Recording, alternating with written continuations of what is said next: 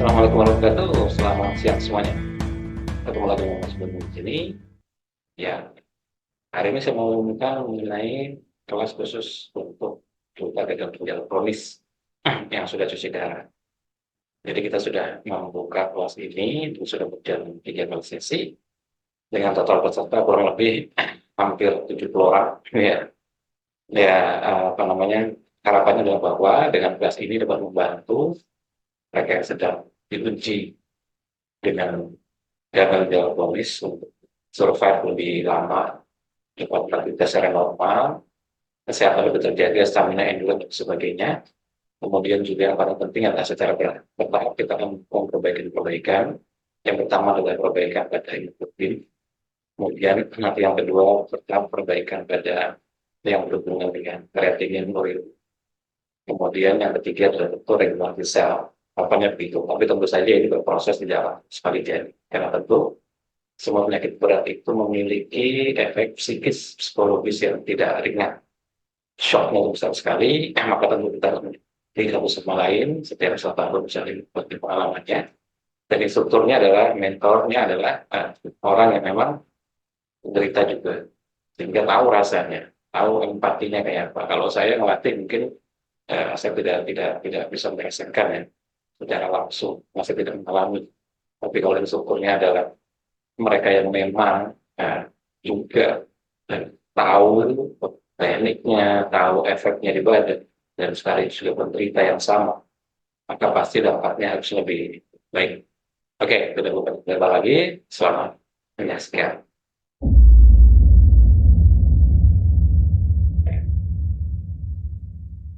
Yes, betul. Oke ya, kita mulai ya. Ya, Bapak Ibu sekalian, nanti kita akan dipandu oleh Mas Markus sebagai hostnya. Oke, selamat malam semuanya. Perkenalkan, saya Markus Hermawan di sini membantu Mas Agung untuk memberikan uh, sesi ketiga ya untuk latihan olah napas kita dari para pasien penderita gagal ginjal yang sudah terapi hemodialisa. Malam ini kita akan latihan olah napas. Yang pertama kita akan latihan ritme 5-5, yaitu tarik napas 5 hitungan dan buang napas 5 hitungan. Dengan duduk rileks, kondisi santai, kemudian mata terpejam ya, nanti mata terpejam dan ikutin aba-aba dari audio yang akan kita dengarkan bersama. Nanti eh, di dalam pelaksanaannya, saat kita menarik napas, kita usahakan merasakan senang, bahagia, damai sentosa ya.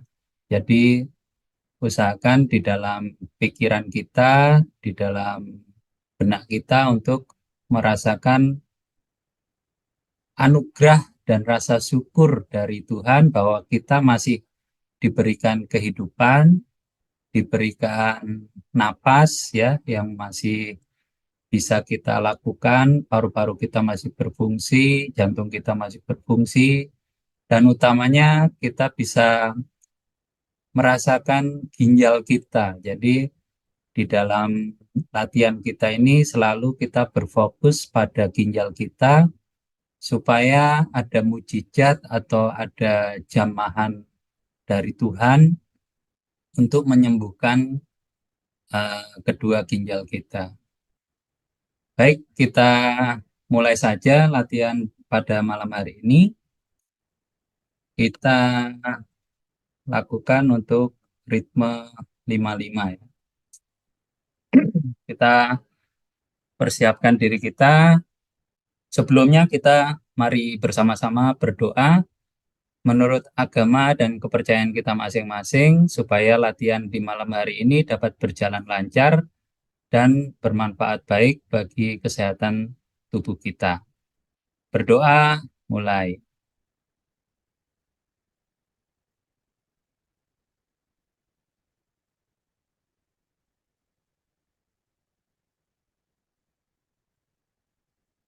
berdoa selesai. Oke, kita mulai saja. Latihan yang pertama, mata terpejam, dan kita ikutin Persiapan. audio ini. 3, 2, 1. Tarik. Buah. Tarik. Buah. Tarik. Buah. Tarik. Buah. Tarik. Buah. Tarik. Buah. Tarik. Buah. Tarik. Buah.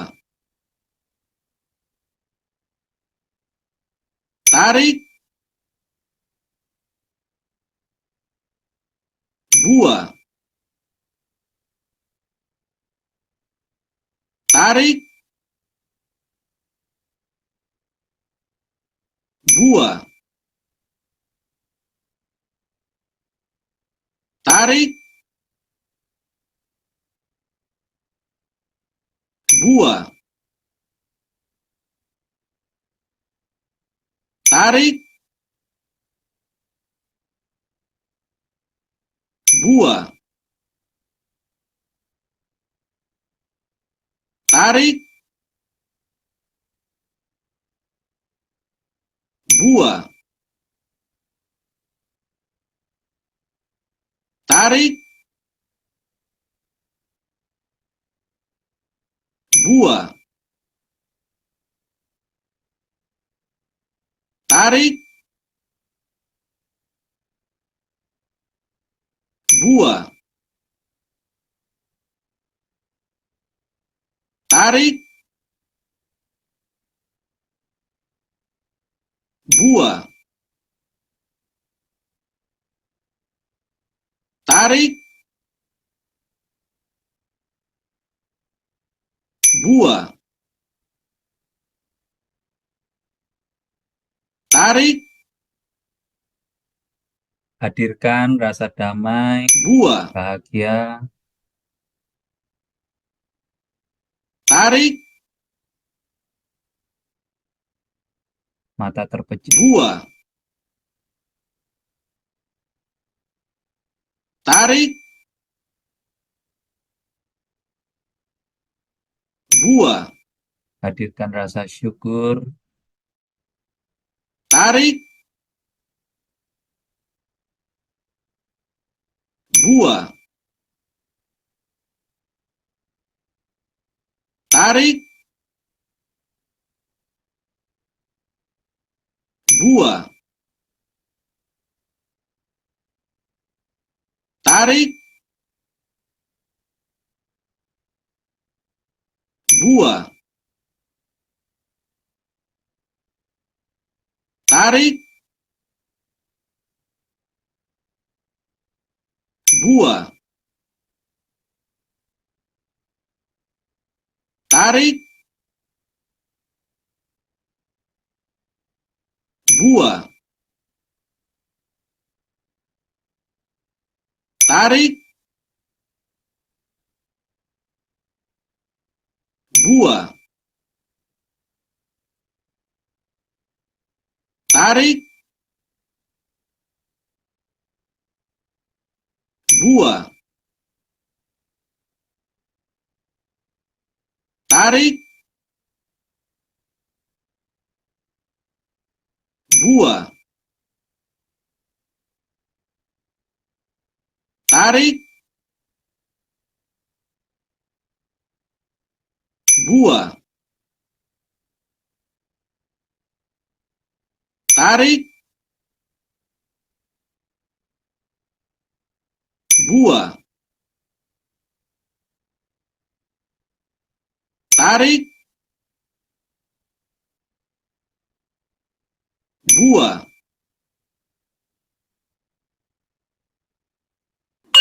Oke, Oke, itu repetisi yang pertama untuk eh, apa namanya ritme 55. Ya, di sini kalau ada rasa ngantuk, rasa ingin tidur itu apa ya biasa ya. Artinya di dalam latihan napas 55 ini memang eh, ada relaksasi, ada apa semua otot, semua saraf kita jadi mengendor dan ini apa namanya kita usahakan tetap fokus pada rasa senang, gembira dan bahagia. Nah, teman-teman mungkin perjalanan penyakit kita ini cukup apa ya eh, menguras energi pikiran dan kehidupan kita mungkin. Jadi yang dulunya kita punya kehidupan yang nyaman, enak, kemana-mana bisa bebas ya. Artinya bisa makan apa aja, minum banyak, tiba-tiba dikasih cobaan ujian sakit, gagal ginjal kronis. Dan tiap seminggu 2 kali mesti ke rumah sakit.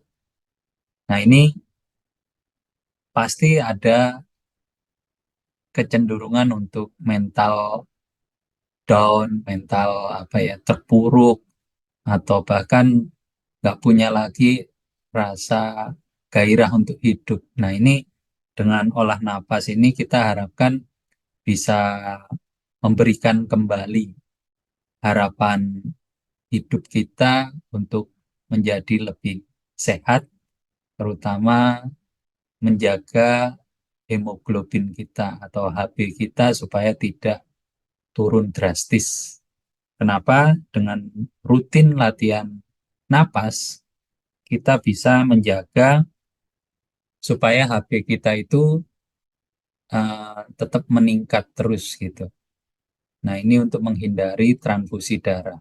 Nah, kita tahu sendiri kalau transfusi darah itu kan darahnya orang ya. Kita nggak tahu background dari pendonor kita itu seperti apa. Apakah benar-benar kualitas darahnya bagus atau enggak, itu kita uh, belum tahu benar gitu. Jadi sebaiknya kalau belum pernah transfusi, ya kita genjot latihannya supaya terbebas atau terhindar dari transfusi darah, sehingga lebih sehat dan lebih apa kuat badan kita. Oke, kita mulai lagi untuk repetisi yang kedua, ritme 55. Persiapkan diri, badan rileks, mata terpejam, dan kita mulai. Ritme Persiapan. 55 3, yang kedua. 2, 1. tarik, buah, tarik, Tarik dari hidung, buah, buang dari hidung. tarik, Hadirkan senang, gembira, bahagia. buah, Tersenyum di dalam diri tarik, kita. Mengucapkan terima kasih buah, Tuhan tarik, atas organ-organ kita yang masih berfungsi. buah, tarik, Rasakan cinta Tuhan buah, di setiap tarikan dan hembusan napas kita. tarik, buah,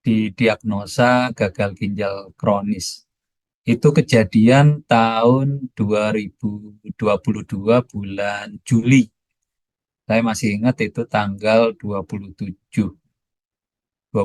Juli atau akhir Juli. Nah, kemudian saya karena udah kenal Mas Gunggung, saya minta saran sama Mas Gunggung, kira-kira ada nggak latihan olah napas yang bisa menyembuhkan gagal ginjal saya? Nah, waktu itu kreatinin saya itu di uji lab masih di angka 16 dan kondisi saya itu belum apa ya, belum ngedrop banget lah. Jadi masih bisa nyopir, masih bisa ke sana kemari. Cuman memang secara mental saya agak down ya, karena divonis seperti itu tuh seperti tersambar halilintar lah. Apa yang menjadi gambaran saya itu, wah, sudah selesai nih hidup saya. Nah, kemudian eh, dengan privat dengan Mas Gunggung, saya diajarkan setiap minggu itu latihan ini. Nah, kemudian selama 3 bulan, yang amazing saya dapatkan dari latihan ini adalah HB saya konsisten naik dan cenderung apa ya namanya stabil gitu ya di angka 11, 12 gitu. Kemudian kreatinin saya yang awalnya 16, EFGR saya itu 3,5%. Artinya fungsi ginjal saya itu keduanya tinggal 3,5% dari 100% yang diharapkan apa namanya berfungsi dengan normal.